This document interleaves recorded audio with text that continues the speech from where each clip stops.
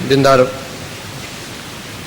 سب سے پیشتر ہمارے آقا نامدار امام زمان مالک دو جہان نور خدا بن برحق نور مولانا شاہ کریم الحسینی حاضر امام کے مبارک نام پہ صلوات پڑھیے۔ اللہم صلی علی محمد و آل محمد۔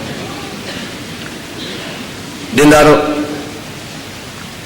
اسماعیلی طریقے کی سمجھ کے حوالے سے کل جو باتیں میں نے آپ کے سامنے پیش کی اس کا خلاصہ یہ ہے کہ دین اور مذہب کی طرف ہمارا اپروچ اس طرح ہونا چاہیے قرآن کی تعلیمات کے مطابق کہ دین یا مذہب ایک دل کا سودا ہے، اس میں کوئی جبر نہیں ہے، کوئی زبردستی نہیں ہے۔ خدا نے ہر شخص کے لیے، ہر انسان کے لیے، ہر طریقے کے لیے مذہب پہ عمل کرنے کا اپنا اپنا طریقہ دیا ہوا ہے، مقرر کیا ہوا ہے، جس پہ وہ عمل کرتے ہیں۔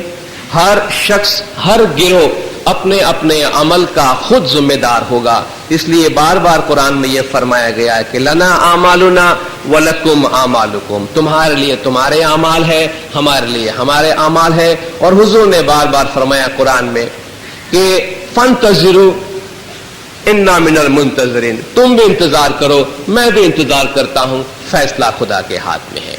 اور اسی حوالے سے امام کے اختیارات، امام کا مقام اور امام کے نور کے بارے میں اور امام کے امر کے بارے میں نے بات کی، جس میں امام زمان کے آگے ہاتھ دعا کے لیے اٹھانا، امام کے آگے اپنا سر جھکانا، امام سے گناہوں کی معافی طلب کرنا، ان تمام باتوں کو امام کے اختیار میں نے آپ کے سامنے بیان کی۔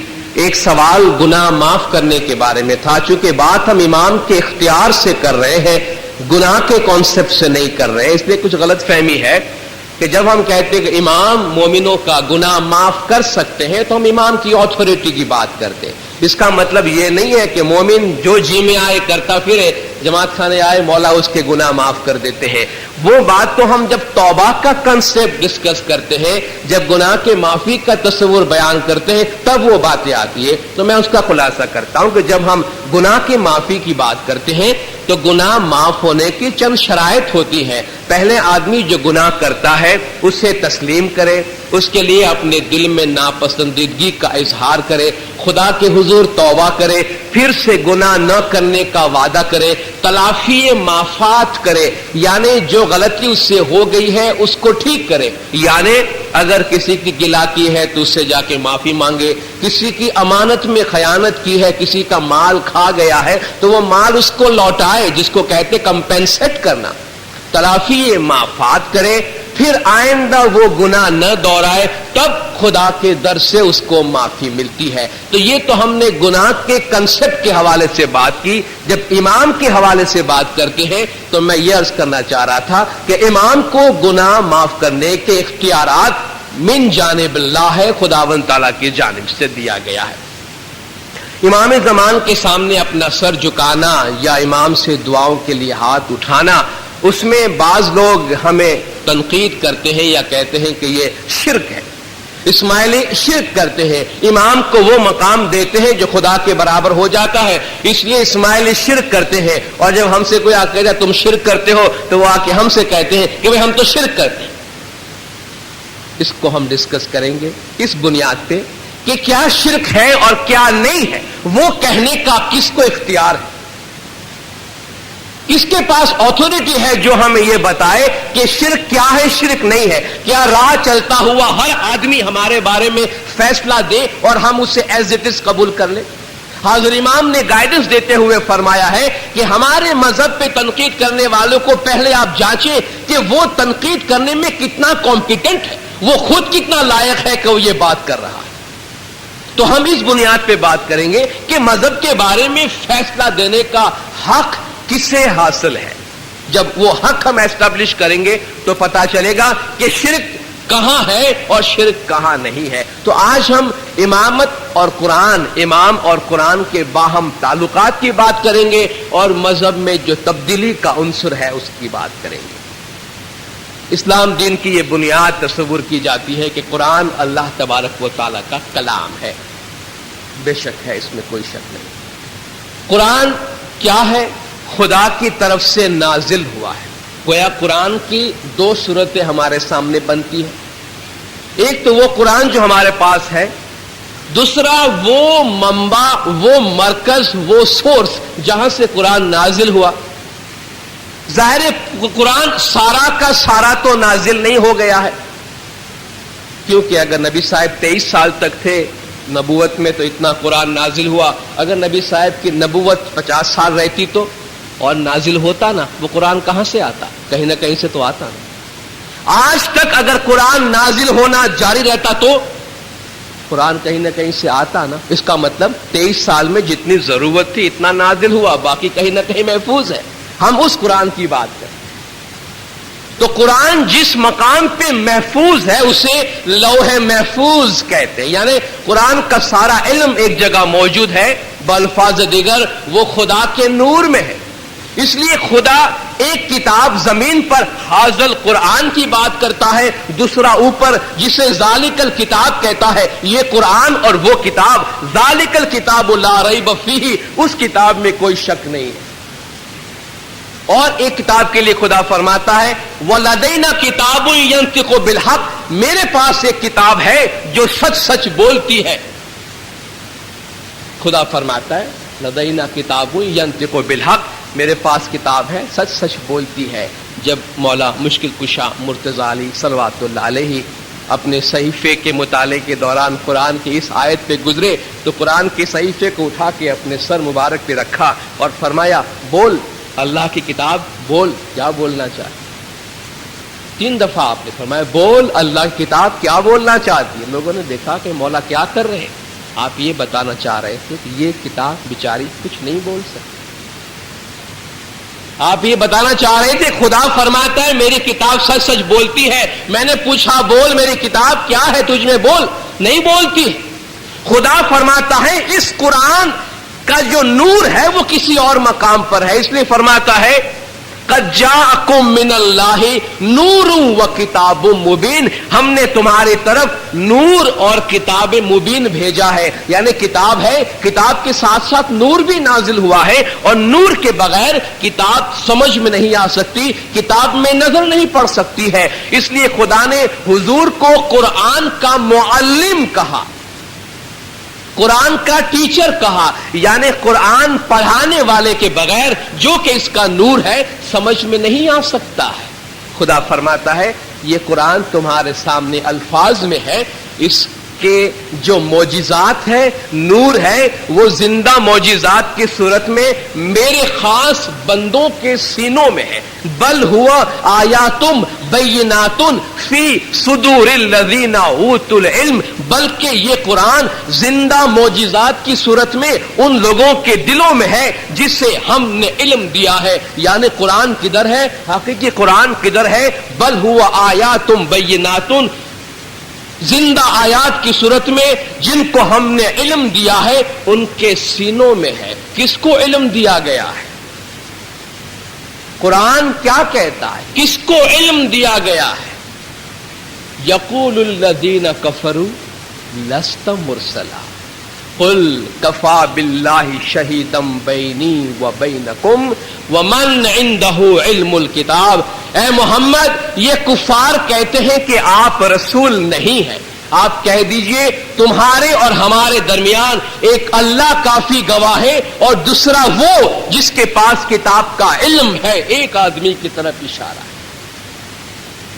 تمہارے اور میرے درمیان ایک اللہ گواہ ہے اور دوسرا وہ جس کے پاس کتاب کا علم ہے۔ اور اہل سنت والجماعت بھی اس بات کو تسلیم کرتے ہیں کہ من عندہ علم الکتاب سے مراد وہ شخص جس کے پاس کتاب کا علم ہے، اس سے مراد امیر المومنین مشکل کشا مولا مرتضی علی صلوات اللہ علیہ کی ذات ہے۔ میں آپ سے پوچھتا ہوں خدا فرماتا ہے کتاب کا علم علی کے پاس ہے، قرآن کا علم علی کے پاس ہے، تو قرآن سمجھانے اور پڑھانے کا حقدار علی ہے یا وہ جس کے پاس علم نہیں ہے؟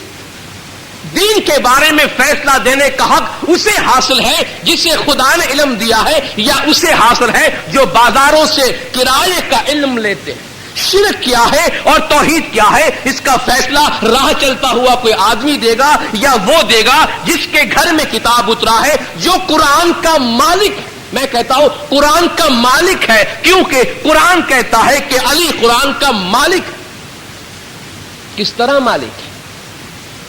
خدا فرماتا ہے ثم اورثنا الکتاب الذین اصطفینا من عبادنا،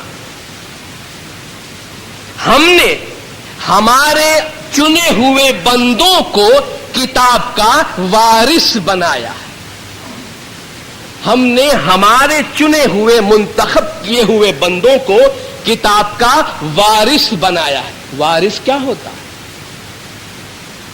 وارث کون ہوتا ہے؟ ایک شخص بڑی جائیداد کا مالک ہے، گزر گیا، اس کا بیٹا وارث بنتا ہے، یعنی جائیداد کا مالک بنتا ہے۔ وہ جائیداد رکھے، بیچ دے، تقسیم کر دے، غریبوں میں بانٹ دے، اس وارث کو پورا حق پہنچتا ہے۔ خدا فرماتا ہے کہ میں نے کتاب بنی نوع انسان کو نہیں دی ہے، میرے چند بندوں کو کتاب کا وارث بنایا ہے، ان پہ کتاب نازل کیا ہے، وہ راسخون فی العلم ہے۔ تو جو کتاب کا مالک ہے وہ کتاب زیادہ سمجھتا ہے یا وہ جس کے پاس کتاب نہیں ہے؟ کتاب کا جو مالک ہے وہ کہے کتاب بند کرو تو کتاب بند کرو، وہ کہے کتاب کھولو تو کتاب کھولو، کیونکہ وہ کتاب کا مالک ہے۔ کتنی پر حکمت بات قرآن شریف میں ہے۔ حضور نے اپنی ایک حدیث میں فرمایا ہے کہ علی منی بمنزلتی ہارون من موسیٰ الا انہ لا نبی بعدی، علی کی نسبت میرے ساتھ وہی ہے جو ہارون کی موسیٰ کے ساتھ تھی، فرق صرف اتنا ہے کہ علی میرے بعد نبی نہیں ہے، باقی ہمارے سارے تعلقات وہی ہیں۔ تورات کس پہ نازل ہوا؟ سب کہیں گے موسیٰ پہ نازل ہوئی۔ قرآن کہتا ہے تورات بیک وقت 2 آدمیوں پہ نازل ہوئی۔ قرآن کہتا ہے وَآتَيْنَاهُمَ الْكِتَابَ الْمُسْتَبِينَ، ہم نے موسیٰ اور ہارون دونوں پہ کتاب نازل کی۔ کیا کہتا ہے قرآن؟ ہم نے موسیٰ اور ہارون دونوں پہ کتاب نازل کی۔ حضور فرماتے ہیں علی کی نسبت مجھ سے وہ ہے جو ہارون کی موسیٰ سے تھی، تو قرآن کس پہ نازل ہوا تھا؟ قرآن محمد اور علی دونوں پہ نازل ہوا۔ اس لیے علی نے فرمایا کہ مجھ سے پوچھو جو کچھ پوچھنا ہے، اس لیے خدا نے فرمایا علی وہ ہے جس کے پاس کتاب کا علم ہے، پورا علم ہے، کیونکہ کتاب کا جتنا علم محمد کے پاس ہے اتنا ہے علم علی کے پاس ہے، کیونکہ کتاب اس گھر میں نازل ہوا جہاں علی نبی کے ساتھ موجود ہے۔ بتائیے جن پہ کتاب نازل ہوئی وہ زیادہ کتاب سمجھتے ہیں یا وہ جو کتاب کے بارے میں کچھ نہیں جانتے ہیں؟ جو کتاب کے بارے میں کچھ نہیں جانتے۔ کتاب کا حق کس کے پاس ہے؟ امام صادق علیہ الصلوۃ والسلام صلوات اللہ علیہ فرماتے ہیں کہ قرآن کے 4 درجات ہیں۔ ایک جگہ حدیث میں قرآن کا ایک ظاہر ہے، بہت باطن ہے۔ ایک جگہ فرماتے ہیں قرآن کے 4 درجات ہیں۔ قرآن میں عبارت ہے، قرآن میں اشارے ہیں، قرآن میں لطائف ہے اور قرآن میں حقائق ہے۔ یہ 4 درجات ہیں۔ عبارت جو باتیں لکھی ہوئی ہے، مولانا نے فرمایا عوام کی نگاہ عبارت تک ہوتی ہے، جو باتیں لکھی ہے ساری دنیا امت پوری قرآن پڑھتی ہے، الحمد سے لے کے من الجنتی والناس تک اکثر پڑھتی ہے، روزانہ پڑھتی ہے، لیکن سمجھتے کتنے لوگ ہیں؟ اس میں سے نور کتنے لوگ حاصل کرتے ہیں؟ عوام کی نگاہ عبارت تک ہوتی ہے، اس سے آگے نہیں جاتی ہے۔ خواص کی نگاہ اشارے تک ہوتی ہے، جو کچھ باطن کو سمجھ سکتے ہیں۔ جو اولیاء اللہ ہے ان کی نگاہ لطائف تک ہوتی ہے، اس میں لطیف باتیں ان کو جانتے ہیں، اور انبیاء اور ائمہ کی نگاہ جو ہے وہ حقائق تک ہوتی ہے، حقیقتوں تک جانتی ہے۔ آپ بتائیے جو محض قرآن کی عبارت پڑھتا ہے وہ قرآن پہ فیصلہ دینے کا حقدار ہے، یا جو قرآن کے حقائق کو جانتا ہے وہ قرآن کے فیصلہ دینے کا زیادہ حقدار ہے؟ قرآن کہاں نازل ہوا تھا؟ اہل بیت کے گھر میں، یزید کے دربار میں، دمشق کی جامع مسجد میں۔ بچے یہ واقعہ پڑھتے ہیں کتاب کے اندر۔ کربلا کے واقعے کے بعد امام زین العابدین صلوات اللہ علیہ کو جب دمشق کے مسجد میں لے جایا گیا، یزید بھی بیٹھا ہوا ہے، شاہی دبدبہ ہے۔ یزید کہتا ہے خطیب سے کہ آج بنو امیہ کی شان بیان کرو۔ کرایہ تنخواہ دار جو حکومت کا خطیب ہے، حکومت کی تعریف کرنی، بنو امیہ کی بڑھ چڑھ کر بڑی تعریف کر دی۔ یزید مولا سے پوچھتے ہیں کہ اب آپ کو بھی کچھ فرمانا ہے، اس خیال سے کہ مولا پہ بڑا رعب طاری ہو گیا ہے بنو امیہ کا، کیونکہ ویسے ہی خاندان میں کافی لوگ شہید ہو چکے ہیں۔ امام نے فرمایا ضرور ہم فرمائیں گے کچھ۔ آپ کھڑے ہوئے اور فرماتے ہیں اے لوگو، تم میں سے جو مجھے جانتا ہے اس کو ہماری تعریف دینے کی ضرورت نہیں، جو نہیں جانتے انہیں ہم بتاتے ہیں کہ ہم علی اور نبی کے نواسے ہیں، ہم شہید کربلا امام حسین علیہ الصلوۃ والسلام کے بیٹے ہیں۔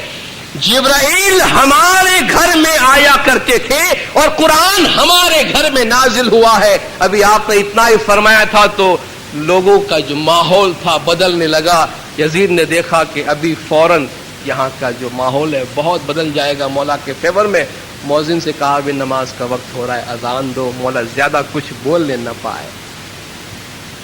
مقصد کہنے کا یہ ہے کہ جس گھر میں قرآن نازل ہوا اس گھر سے ہمارا کیا ریلیشن ہے؟ قرآن اہل بیت کے گھر میں نازل ہوا، رسول کے گھر میں نازل ہوا۔ قرآن جاننے والے رسول کے گھر میں ہے اور رسول کے گھرانے سے ہماری کیا قربت ہے؟ زمانے کا امام جو اہل بیت ہے وہ ہمیں ہمارے پیارے روحانی بچوں کہہ کے یاد فرماتے ہیں۔ بچے، باپ کے بچے فٹ پاتھ پہ نہیں پڑے ہوتے، باپ کے ساتھ گھر میں ہوتے ہیں۔ اس اعتبار سے، اس روحانی رشتے کے حساب سے ہم اہل بیت سے بہت قریب ہیں، کم از کم دوسروں کے مقابلے میں بہت زیادہ قریب ہیں۔ اپنے دل پہ ہاتھ رکھ کے ہمیں بتائیے کہ وہ مولا جس کے دربار میں ہم صبح شام حاضری دیتے ہیں، وہ مولا جس کے گھر میں قرآن نازل ہوا، جو من عنده علم الکتاب ہے، جو راسخون فی العلم ہے، جو کتاب کا مالک ہے، جو کتاب کا نور ہے، جو کتاب کی روشنی ہے، اس کے دربار میں ہم صبح شام آتے ہیں۔ صبح شام وہ ہمیں یاد کرتے ہیں، تعلیقہ بھیجتے ہیں۔ ان کو ماننے والے شرک کرتے ہیں، اور یہ فیصلہ کون دیتا ہے؟ وہ جن کو قرآن سے کوئی نسبت نہیں، جن کو اہل بیت سے کوئی تعلق نہیں، جن کے پاس قرآن کا نور نہیں، جن کے پاس من عنده علم الکتاب سے کوئی تعلق نہیں۔ اپنے دل سے ہاتھ رکھ، دل پہ ہاتھ رکھ کے بتائیے فتویٰ دینے کا حق ہمیں زیادہ پہنچتا ہے یا کسی اور کو پہنچتا ہے؟ اگر ہم اس حق کا استعمال نہ کریں تو کم از کم خدا کے واسطے اس حق کا تو استعمال کریں کہ ایسے فتووں کی طرف کان نہ دھرے، کیونکہ ان سے ہمارا کوئی تعلق نہیں ہے۔ ہم مولا کے اس ذات کے قریب ہیں جہاں خدا کا نور نازل ہوا ہے۔ قرآن ایک خزانہ ہے، خزانہ اندھیرے میں پڑا ہو، آپ کی آنکھیں بھی سلامت ہو تو اس خزانے کے پاس جا کر آپ کو کیا ملے گا؟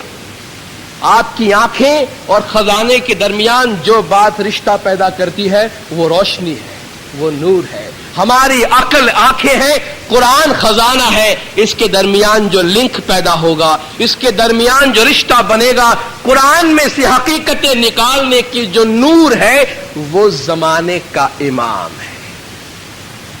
تو اسماعیلی امام زمان کو اس طرح تسلیم کرتے ہیں کہ قرآن اور امامت دونوں ساتھ ہیں۔ جس طرح قرآن ایک شخص کے ذریعہ نازل ہوا، نبی کے ذریعہ انہوں نے سکھایا، تو قیامت تک زمانے کے مطابق قرآن کی تشریح زمانے کا امام کرتا ہے۔ قرآن پہ کیا عمل کروانا، کیا نہیں کروانا، یہ امام کی اتھارٹی ہے، کیونکہ امام کا نور وہ سورس ہے، وہ خدا کا نور ہے۔ امام اس نور کے مظہر ہے جس نور سے قرآن شریف نازل ہوا ہے۔ اس لیے مولا علیہ السلام نے جنگ صفین کے موقع پہ فرمایا تھا کہ یہ جو قرآن نیزوں پہ اٹھایا گیا ہے یہ قرآن صامت ہے، خاموش ہے، کچھ نہیں بول سکتا. میں قرآن ناطق ہوں. برسر ممبر آپ نے فرمایا کہ سلونی سلونی قبل ان تفقدونی، اس سے پہلے کہ میں تمہارے درمیان سے اٹھ جاؤ مجھے جو کچھ پوچھنا ہے پوچھ لو. میں قرآن کی ایک ایک آیت کے بارے میں ظاہراً باطناً ایک ایک چیز تم کو بتاؤں گا، کیونکہ علم میں سے کوئی ایسی چیز نہیں جو اللہ نے نبی کو نہ سکھایا ہو اور نبی نے مجھے نہ سکھایا ہو. اور آپ نے فرمایا کہ انا مدینۃ العلم وعلی بابھا.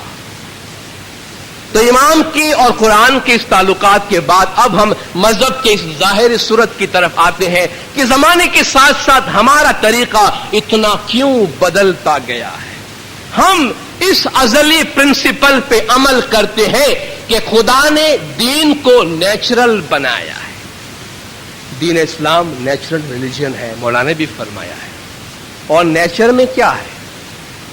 نیچر میں آپ کو جو چیز نہیں ملے گی وہ یہ ہے کہ نیچر میں اسٹیٹک نہیں ہے کوئی چیز.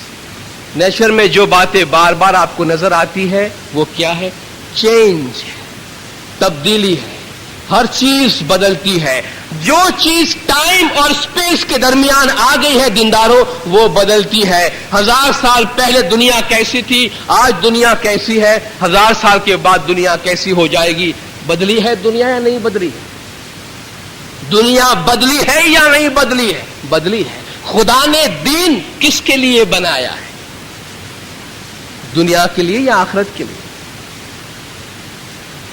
آپ کہیں گے آخرت کے لیے. نہیں، خدا نے دین دنیا کے لیے بنایا. خدا نے دین دنیا کے لیے بنایا. آخرت میں آپ دین پہ عمل نہیں کر سکیں. قیامت کے میدان میں جا کر ہم یہ کہیں کہ یا مولا دسون دینا بھول گیا ہوں، ذرا مہلت دو میں دسون دے کے آتا ہوں. فرمایا ابھی ٹائم نہیں، وقت گزر گیا. یعنی جو کچھ کرنا ہے یہاں کرنا ہے. اس دنیا میں رہتے ہوئے دین پہ عمل کرنے کا حکم دیا گیا ہے. الدنیا مزرعۃ الآخرہ، یہاں بوگے تو وہاں کاٹو گے. اگر دنیا ٹائم اور اسپیس میں ہے اور ہمیشہ تغیر اور تبدل میں ہے اور دین دنیا کے لیے بنایا گیا ہے تو دین میں تغیر اور تبدل کیسے نہیں ہوگا؟ کیسے تبدیلی نہیں ہوگی؟ اگر میں آپ سے پوچھوں خدا نے کتنے پیغمبر بھیجے تو آپ 1,24,000 کا فگر فوراً بتائیں گے. میں آپ سے پوچھوں کہ ضرورت کیا تھی اتنے سارے پیغمبروں کو بھیجنے کی؟ کیا ضرورت کہ خدا ٹائم کے مطابق ہدایت دے؟ کیا خدا بار بار اپنی تعلیم چینج کرتا رہتا ہے؟ ایک بات ایک دفعہ قیامت تو چڑھا نہیں سکتا اسے. خود اس بات کی دلیل ہے. خدا ایک کتاب اور ایک رسول بھیج کے قیامت تک کا سارا میسج کیوں کنوے نہیں کر دیا؟ کہیں گے زمانے کے مطابق ہدایت کی ضرورت ہے. یہ بات وہ بھی کہیں گے جو آج حاضر امام کو نہیں مانتے ہیں، لیکن زمانے کے مطابق ہدایت کی بات ضرور کریں گے، ضرور کریں گے. تو آدم سے لے کے خاتم تک اگر زمانہ بدلتا رہا، نیچر میں ہر چیز بدلتی ہے، ہر چیز گرو ہوتی ہے، تو دین کی تعلیمات جو ہے ان کے ساتھ اگر نہ بدلے تو دین اور دنیا کے درمیان تصادم ہو جائے گا اور انسان کی صلاح و فلاح خطرے میں پڑ جائے گی. اس لیے ہر زمانے میں پیغمبر آتے رہے، امام آتے رہے جو مذہب کی ظاہری صورت بدلتے رہے تاکہ مذہب زمانے کے ساتھ چلتا رہے. قرآن تو خدا کی آخری کتاب ہے، وہ تو نازل ہو رہا تھا خدا کا کلام، اس میں تو چینجز کی کوئی ضرورت نہیں تھی. لیکن آپ دیکھیں جب قرآن نازل ہو رہا ہے 23 سال کے اندر، بلکہ 2 گھڑی میں خدا اپنا فیصلہ دوران نزول وحی تبدیل کر دیتا ہے. پہلی بات تو قرآن آپ دیکھیں گے تو قرآن میں جو آیات کا نزول ہے اس میں تدریج پائی جاتی ہے، گریجولی آرڈرز دیا گیا ہے. پہلے شراب کے بارے میں فرمایا گیا اس میں فائدہ بھی ہے نقصان بھی ہے، لیکن نقصان فائدے سے زیادہ ہے، شراب حرام نہیں. دوسری آیت اتری ہے ایمان والو، اے ایمان والو، کس کو حکم ہے؟ اے ایمان والو جب تم نشے میں ہو تو نماز سے قریب نہیں جانا. یعنی شراب کی منائی نہیں ہے، نشے کی حالت میں نماز پڑھنے کی منائی. اب بھی شراب حرام نہیں. تیسری آیت اتری کہ انما الخمر میسر ازلام، رجس من عمل الشیطان، کہ یہ شراب قمار وغیرہ شیطان کے عمل ہے، اس سے دور رہو۔ کافی دیر بعد جا کر یہ آیت نازل ہوئی۔ پوچھئے کیوں؟ کہا اس لیے کہ انسان کی طبیعت کسی بات کو گریجولی قبول کرتی ہے۔ خدا قرآن میں حضور کو حکم دیتا ہے کہ یا ایھا النبی حرض المؤمنین علی القتال، اے نبی مومنوں کو حوصلہ افزائی کرو کہ وہ جہاد میں جائے۔ اگر وہ 20 ہوں گے تو 200 پہ غالب آئیں گے، اور 100 ہوں گے تو 1000 پہ غالب آئیں گے۔ یعنی آپ اگر 20 لڑنے والے ہوں گے تو اپنے سے 10 گنا کے مقابلے کو آپ شکست دے سکیں گے۔ حضور نے مومنین کو یہ پیغام سنایا جاتا۔ لوگوں نے کہا ہم سے نہیں ہوگا 10 گنا کے مقابلے میں جا کے ہم لڑے، یہ بہت زیادہ ہے۔ قرآن کی آیت ہے، خدا کا فرمان ہے۔ تو دوسری آیت اتری اسی کے بعد والی آیت۔ اچھا ڈر گئے؟ خدا فرماتا اچھا ڈر گئے، تم نے کمزوری کا اظہار کیا، ٹھیک ہے، اگر تم 100 ہوگے تو 200 پہ غالب آؤ گے، 1000 ہوگے تو 2000 پہ غالب آؤ۔ خدا نے اپنا فیصلہ، قرآن کی دونوں آیات آج بھی آپ قرآن کھول کے پڑھتے ہیں تو موجود ہے۔ ایک گھڑی میں خدا اپنا فیصلہ بدلتا ہے، کیوں؟ کہ مومنوں نے کمزوری دکھائی۔ جب خدا اپنا پیغام نزول قرآن کے دوران بدلتا ہے تو کیا دین میں تبدیلی کی ضرورت نہیں ہے؟ خدا نے فرمایا اے ایمان والو رسول سے بات کرو تو نذرانہ پیش کیا کرو۔ لوگوں نے کہا اب دیکھو رسول ہمارے گھر کا آدمی، ہمارے ماحول کا آدمی، اپنی برادری کا آدمی ہے، اس سے بات کرنے جاؤ تو خدا نے ٹیکس لگا دیا ہے اس۔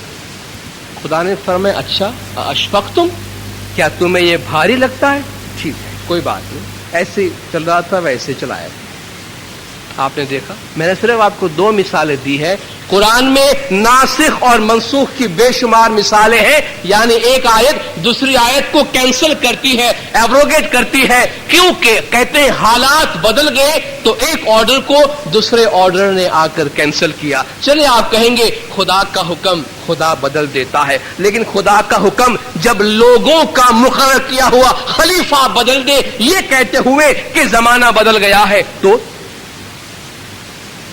ہم اپنی بات نہیں کرتے۔ لوگوں کا اپوائنٹڈ خلیفہ حضور کی وفات کے 2 سال سے لے کے اور 12 سال کا عرصہ ہے، کہتا ہے قرآن کے فلان فلان فلان احکام پہ عمل نہیں ہو سکتا، ٹائم چینج ہو گیا ہے۔ کتنا چینج ہوا ہے بھئی؟ 2-4 سال کا وقفہ ہے۔ حضور کی وفات کے بعد حضرت ابو بکر خلیفہ بنے 2 سال، حضرت عمر خلیفہ بنے 10 سال۔ اسی وقفے کی بات کرتا ہوں۔ حضرت عمر جب خلیفہ بنے، قرآن کی ایک آیت ہے کہ اے ایمان والو زکوٰۃ کے جو پیسے تمہارے پاس جمع ہوتے ہیں وہ 8 قسم کے لوگوں کے درمیان تقسیم کیے جائیں گے۔ اس میں سے ایک قسم کے لوگ وہ ہیں جسے المؤلفۃ قلوبہم کہتے ہیں، یعنی وہ لوگ جن کا دل جیتنے کے لیے، جن کو شر سے محفوظ رکھنے کے لیے، جن کی زبان بند کرنے کے لیے کچھ پیسے ان کو زکوٰۃ میں سے دیے جاتے تھے۔ یہ اللہ کا فرمان ہے کہ ان کو دیا جائے۔ حضور نے دیا، حضرت ابو بکر نے دیا، عمر نے کہا ان کے پیسے، ان کا الاؤنس بند کیا جائے۔ تو صحابی سب دوڑ کے آئے کہ خلیفہ آپ شریعت کی پاسداری کے لیے شریعت کے پاسبان بن کر آئے ہیں، آپ قرآن کے خلاف فیصلہ دے رہے ہیں۔ انہوں نے کہا زمانہ بدل گیا ہے۔ یہ میں سنی سورسز سے آپ کو حوالہ دیتا ہوں، فقہ کتابیں، فلسفہ شریعت اسلام اٹھا کے صحیح میں مسانی کی پڑھ لیجیے، اولیات عمر، بہت سی باتیں اس کی موجود ہیں۔ اس نے کہا کہ مؤلفۃ قلوبہم کو اس وقت الاؤنس دینے کی ضرورت تھی جب ہمیں ان سے خطرہ تھا، ان کی زبان بند کرنی تھی۔ آج ہمارے پاس طاقت ہے، ہم ان پہ غالب آ چکے ہیں، اگر یہ سیدھے نہیں ہو جائیں گے تو ہم تلواریں سیدھے کر دیں گے ان کو، ہمارے پاس طاقت ہے، اب ان کو خوش رکھنے کی ہمیں ضرورت نہیں ہے، اس لیے بیت المال کا پیسہ میں ضائع نہیں ہونے دوں گا، بھلے قرآن میں لکھا ہوا۔ انہوں نے فیصلہ دے دیا کہ ان کو پیسے نہیں دیے جائیں۔ قرآن کی آیت ہے السارق والسارقۃ فاقطعوا ایدیہما، چور مرد اور چور عورت کے ہاتھ کاٹ دیے جائیں۔ حضرت عمر کے زمانے میں قحط پڑا، لوگ بھوکے مرنے لگے تو چوریاں کرنے لگے. آپ نے فرمایا قرآن کے اس آیت پہ عمل روک دیا جائے کیونکہ حالات بدل گئے. اگر میں خوراک فراہم نہیں کر سکتا ہوں تو مجھے ہاتھ کاٹنے کا حق نہیں. انہوں نے کہا کہ اب کسی چور کا ہاتھ نہیں کاٹنا کیونکہ خوراک کی قلت ہے.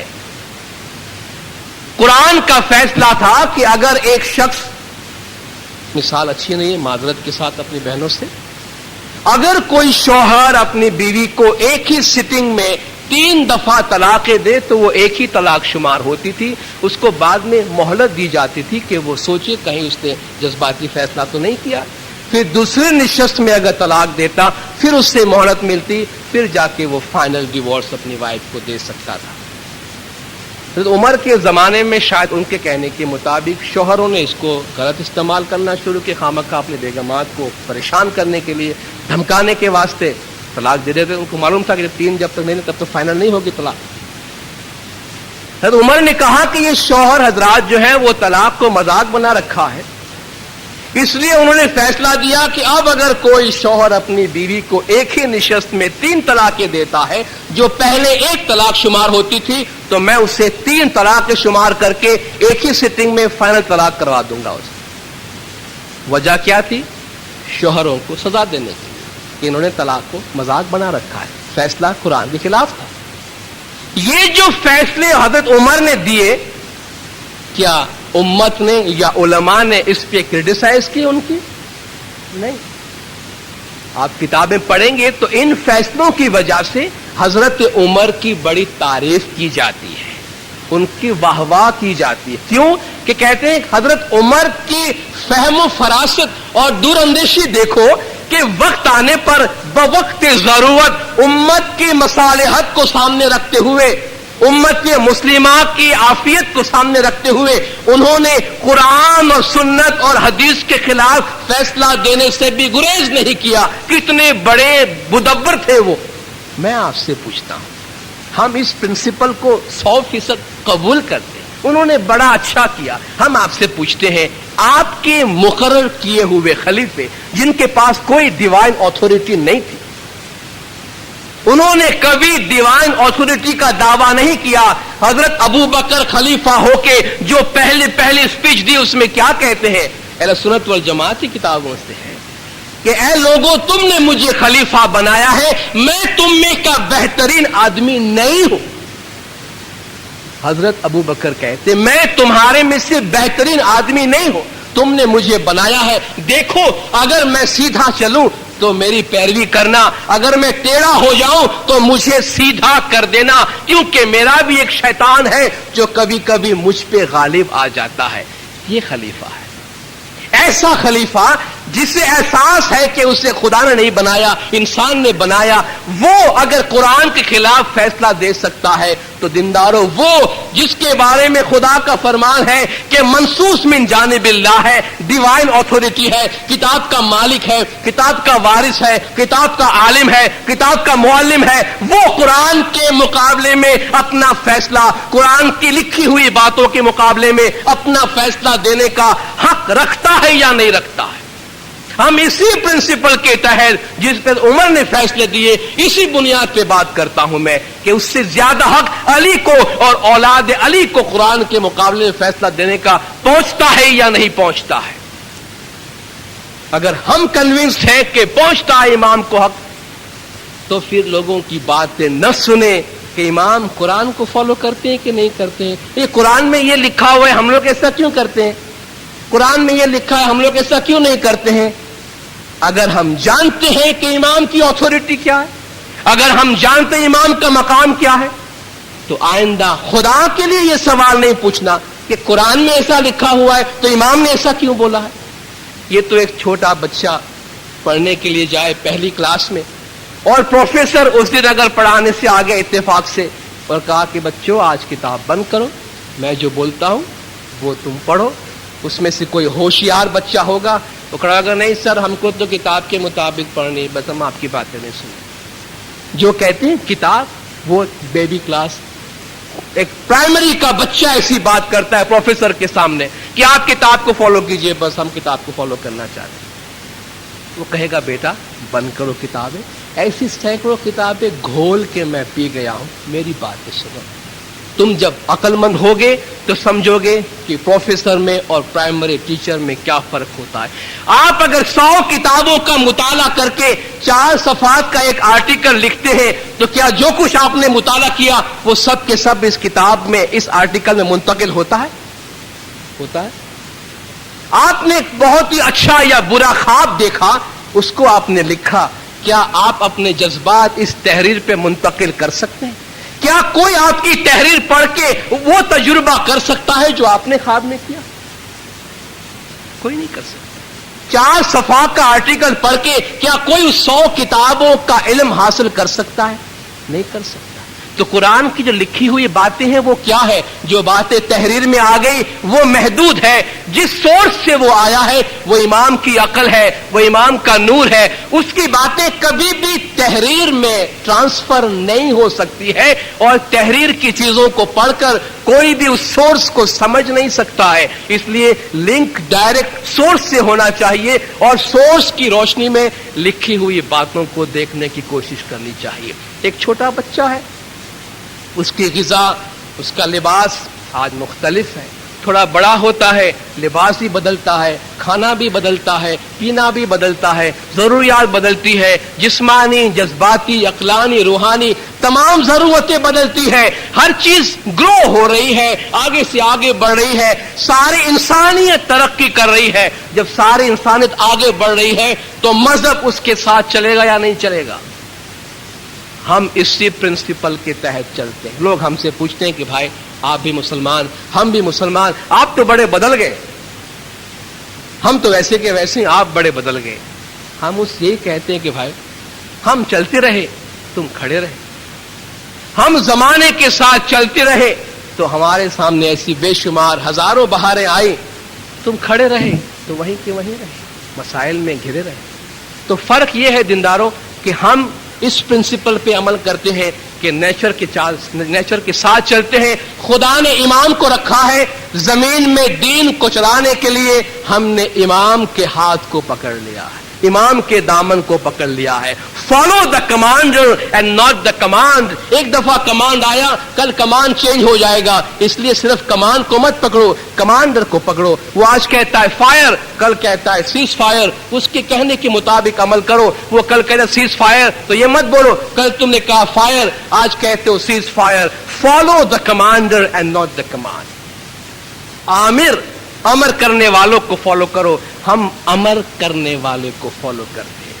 حضرت امام نے حال میں کئی جگہوں پہ اپنے فرمان میں فرمایا کہ ہمارا طریقہ ایسا ہے جس میں ایک حاضر امام ہے، اور یہ حاضر امام کی اتھارٹی ہے کہ مذہب پہ کہاں ترمیمات کرنی، کہاں تبدیلی کرنی، اور مذہب کو کس طرح انٹرپریٹ کرنا. تو ان اصول کے تحت ہم چلتے آئے ہیں. اس کی وجہ سے ہمارے طریقے کی آج یہ صورت ہے، اور ہمارے طریقے کا ظاہر صورت اور بدلتی رہے گی. زمانے کے ساتھ تبدیلی آتی رہے گی، کیونکہ ہم زمانے کو فالو کرتے ہیں، زمانے کے امام کو فالو کرتے ہیں. اگر ہم حاضر امام کا مطلب سمجھتے ہیں تو میرے خیال سے اور کوئی پرابلم، کوئی مسئلہ ہمارے پاس نہیں رہے گا. اگر کوئی امام کو سمجھے بغیر، امام کی اتھارٹی کو جانے بغیر اسماعیلی مذہب کے بارے میں بحث و مباحثہ کرے لوگوں کے ساتھ، وہ کسی نتیجے پہ نہیں پہنچے گا. پہلے امام کا مقام اور امام کی اتھارٹی کو سمجھنا بہت ضروری ہے. 2 دن کے دوران آپ کے سامنے بولنے کا موقع دیا گیا. آپ کے لوکل طریقہ بورڈ وہی کامرے صاحبان، ہم سب کا شکر گزار ہوں کہ آپ نے بہت خاموشی سنا. مولانا حاضر امام کا جماعت کے علم گنان میں اضافہ کرے. مولانا جماعت کی تمام گناہ معاف کرے. سب کی نیک امیدیں پوری کرے. آخری دم تک ایمان سلامت رکھے، سکھی سلامت و آباد رکھے. دیدار نصیب کرے. صلوات پر دینداروں. اللہم صلی علی محمد و آل محمد. مولانا